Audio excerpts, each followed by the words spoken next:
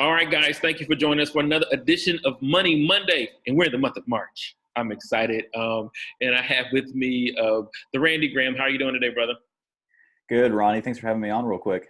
Yes, sir. So, look, Money Monday, we're talking about finances, anything with real estate investing, but I want to dig a little bit deeper into what we call the BRRR strategy. And not because you're cold, but we're trying to buy properties, trying to repair them, trying to rent them out, and trying to refinance them. So a lot of you guys have heard that strategy, but I had Randy come on because he works with a lot of investors that buy. So Randy, when you're talking with these investors and you're saying, hey, this might be a good property to BRRRR, what are some key things you look for in a BRRRR property and what that process looks like? Yeah, it's a great question because a lot of people have this misconception that you could BRRRR anything because they're like, oh, as long as I get a person, as long as I buy the property, rehab it, get a person to rent it, which is 3 of the R's, the refinance also has to make sense because your rent has to cover your mortgage, taxes, insurance, any vacancies so that you're cash flowing. If you're not cash flowing, then it's not going to make sense at all. So I guess the initial criteria that makes a good BRRRR is that it has to be in an area where you have good rental rates.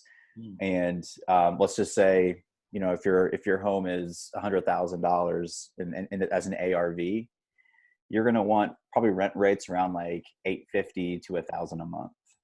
And then what that's going to do is when you go to refinance that property and pull cash out, your mortgage is going to be, somewhere in the ballpark of about $500 a month.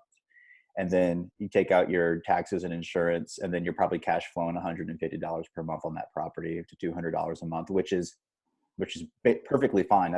That's average cash flow for a BRRRR property.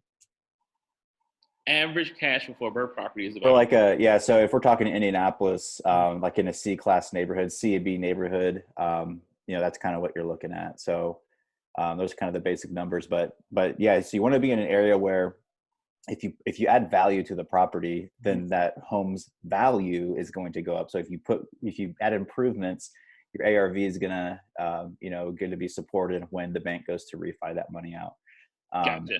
And I guess I'm kind of jumping the gun. So the steps to a BRRRR is when you buy a property that needs updated, is distressed in some sort of way, and then you're gonna. So that the R stand for rehab, rent, refinance, repeat. So you're going to rehab that property. Once it's done, you're going to place a tenant to rent there. We'll say for a year, whatever the lease terms are. And then you're going to refinance that money. So you're going to call your local lender, do a cash out refi, and they're going to give you, anywhere between 70 to 75% of the appraisal. And then depending on, so this is kind of where it gets kind of confusing for people. So the 75% of their ARV is what the money they're going to give you. Hopefully that covers all your money into it. It doesn't have to. So if you, let's say you've got $80,000 sunk into a $100,000 property, the bank gives you $75,000 back, you've got $5,000 in. That's not a loss. That's not you weren't defeated. Like, that's still a really good BRRRR, especially in today's market, because it's tough to get properties that you can be all in at and still make your numbers work because inventory is tight and people are paying more and asking for more for their properties. So even if you have a little bit of money left in there after your refinance, that's okay. But you still get a good chunk of money to go do it again somewhere. So that's the last R, is repeat. You get your refinance money back out, you go do it again. You find a property and do it again. And that is one of the reasons why I love this strategy, because you're just recycling your same funds over and over again. And you're not having to buy a house and then say, okay, look, now I got to save up a down payment on my next one, or I got to go find another hard money loan on my next one. It's like, no, just focus on your first property and get it rented, refinance, take that same money back out that you started with, and then go buy another one. So I love it. It's a great way to scale and build wealth.